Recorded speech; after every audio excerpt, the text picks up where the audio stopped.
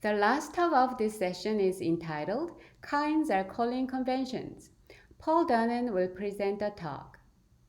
Hi, I'm Paul Downen, and I'll be telling you about how kinds can express calling conventions in programming languages. Functional languages make calling functions simple and easy, but there are many different parameter passing techniques which impact the performance of function calls. And because these are pervasive in functional languages, it's important to make them efficient. To implement a function call, we need to be able to answer some basic questions about its arguments. First, what is the argument's representation at runtime? It could be an address, character, floating point number, etc. And how big is it? For example, it could be just 1 byte or a 64-bit word. We also need to know where is it stored. It might be in a specialized floating point register, or it could be a pointer into the heap.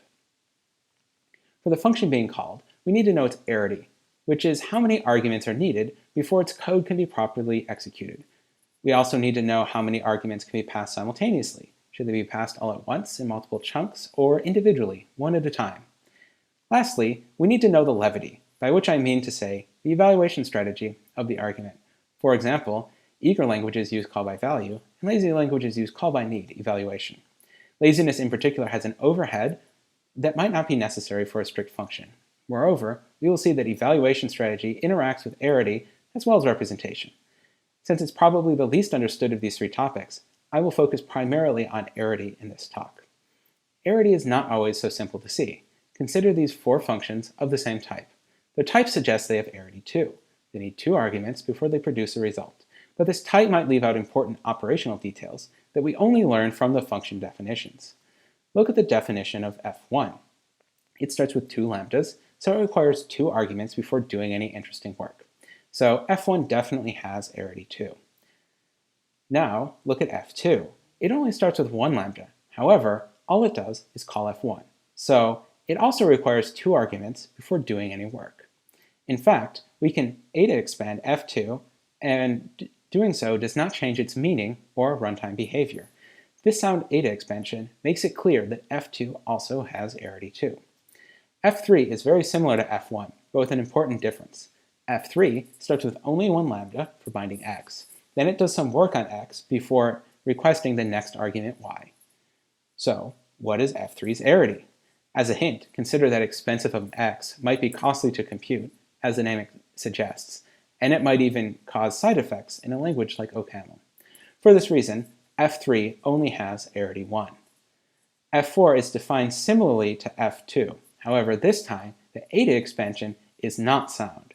That's because f3 can do some serious work with only one argument, so f4 also has arity 1. Based on those examples, let's try to come up with some informal, intuitive definitions about what arity is meant to capture. First, we already use the intuition of serious work when analyzing the arity of a function. For example, if f applied to 1, 2, and 3 does work, but f applied to only 1 and 2 does not, then f has arity 3. Second, we sometimes need to use eta expansion to see the full arity of eta-reduced function definitions. So, if f is equivalent to its thrice eta expanded form, as shown here, then f has arity 3. Note that we need to be careful. Sometimes this eta expansion might not be sound, because it could change the behavior or the cost of a function. This is especially true in languages with effects, but even pure languages like Haskell care about efficiency, so we have to be careful there too. Third, in an operational sense, arity tells us the number of arguments that can be passed to a function simultaneously in a single call. For example, if f has arity 3, then f applied to 1, 2, and 3 can be compiled into a single function call, rather than a chain of 3 partial applications. Now, focus on definitions 2 and 3. They serve as the main backbone for our idea. Definition 3 suggests that arity is important for performance. There's a reduced cost for calling functions of higher arity. Whereas definition 2 says that arity can be seen in terms of the eta law of the lambda calculus. The arity of a function corresponds to the number of valid eta expansions. Taken together, making more eta expansions valid can improve the arity and thus performance of function calls in a language. This link sets up our goal in the context of an intermediate language for an optimizing compiler. However arity analysis is done, that information must somehow be expressed inside of the internal code used in the compiler.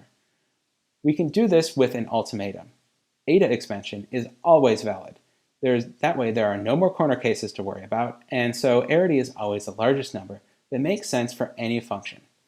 However, we can't lose what we already had. Practical compilers place restrictions on beta reduction that are crucial for algorithmic complexity. Therefore, our goal is to have an intermediate language with unrestricted eta expansion for functions, but alongside restricted beta reduction for arguments of other types. Here is our general approach to the design of an arity-aware intermediate language. First, we add a new type for primitive functions denoted by the squiggly arrow rather than the normal straight arrow to help distinguish them from functions in the source programming language that have a slightly different semantics. In particular, primitive functions are fully extensional, and this is different from the functions in normal programming languages like Haskell and OCaml, where the eta law might not apply to all expressions of a function type. However, application may still be restricted for efficiency for the purposes of language's semantics. So, for example, in the case where a parameter is used more than once. If you apply the function lambda x applied to x, to an expensive argument, it doesn't need to be recomputed for both uses of x. Because of unrestricted eta, types can now express the arity of functions. All you have to do is count the arrows. For example, if f has the type int to bool to string, we know that it has arity 2 already without even looking at f's definition. But just having unrestricted eta isn't enough for practical compilation. That's because there are some instances where we intentionally want to lower the arity for a different behavior or better algorithmic complexity. For example, recall f3 from before. Its definition was conspicuously written as an arity 1 function, just so that the expensive computation of z can be shared and reused for many different values of y. But applying eta expansion, which is now always allowed, made that f3 has arity 2, not 1. If we use a partial application of f3 many times, like mapping it over a large list here, it will recompute expensive of 100 over and over. That's bad. We solve this problem by adding another type for representing explicit closures.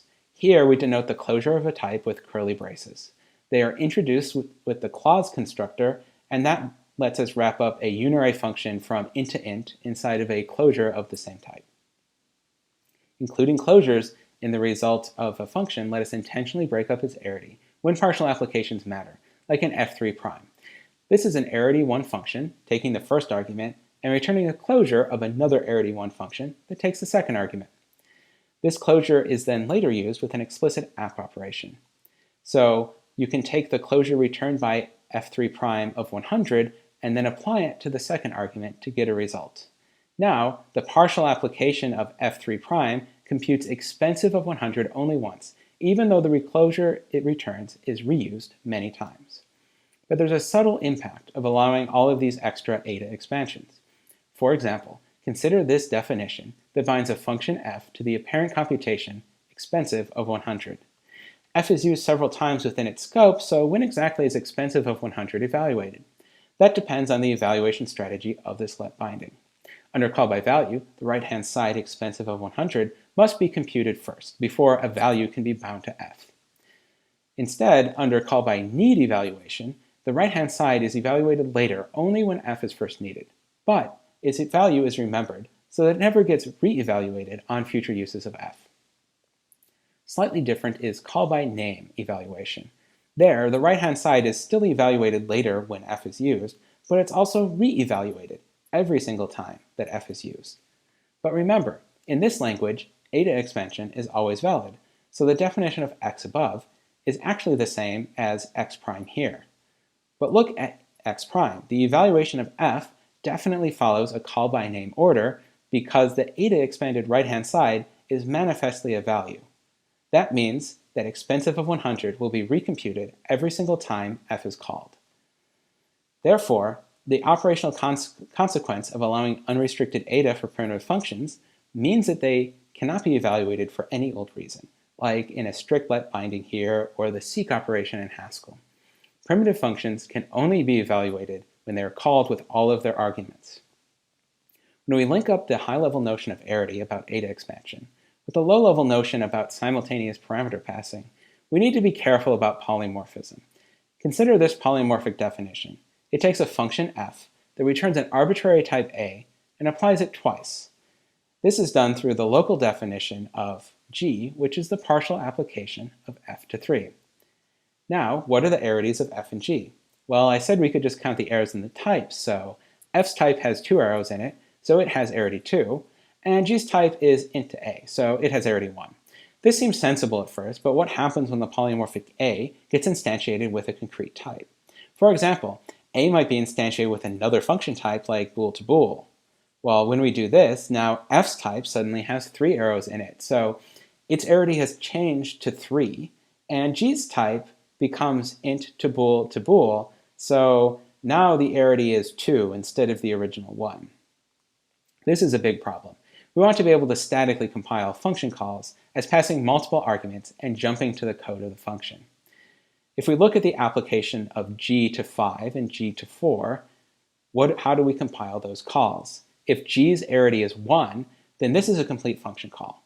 But if its arity somehow becomes 2, then there suddenly aren't enough arguments to correctly execute the body of g. How can we possibly statically compile multi-argument function calls when the arity of functions isn't even stable? These shortcomings can be overcome with more polymorphism. The idea is to encode the intentional details of types, like the runtime representations and calling conventions, into their kind. First, we can generalize the basic kind of types, usually written as star, to the more detailed form type RC. R stands for the runtime representation of the type A. It could be a primitive representation like a pointer or an integer, or it could be something compound like an unboxed tuple. C stands for the calling convention of A, which spells out how those values can be invoked. So for example, if we have an unknown type variable A, we can give it a kind like type pointer call of n. This says that the values of type A are represented as pointers at runtime, and that those values can be called with n arguments. Note that representing the arity as a single number is slightly simplified from the full system in the paper, which presents all the details.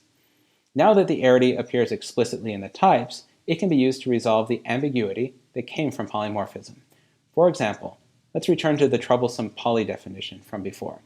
We can now pin down a specific arity for the generic type variable A introduced by the for all. Here we say that the generic type A is called with 2 arguments. Even though the type of A is abstract, its kind makes it clear that f has arity 4. That's counting for the 2 known integers in the type of f, plus 2 more from the return type A. Also, G has the type int to A, but we know it has arity 3. So it takes 1 known integer argument plus 2 more arguments from the return type A. Furthermore, since the calling convention appears in the types, we can also abstract over them. For example, the revapp function here supplies an argument x to a function f. Does this type make sense? The function f has the type a to b, and to generate the code for calling f, we need to know its arity.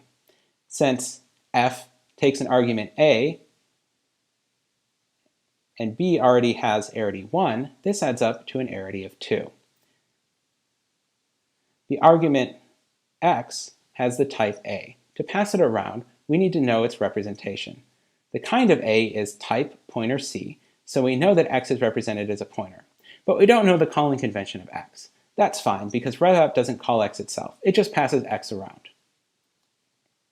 If you found this talk interesting, here is even more material in the paper.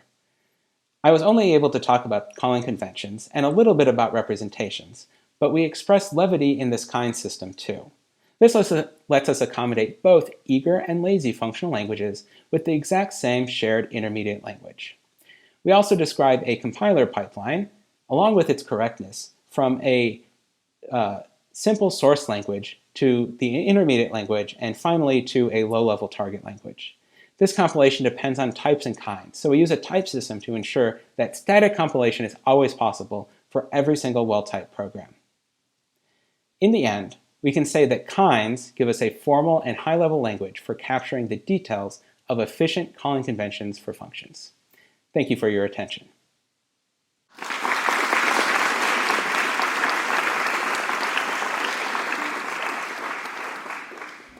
Thank you, Paul. If you are watching this talk live, please don't forget about a Q&A session that may be available in your time band. This is the last paper in session 6. Thank you for attending.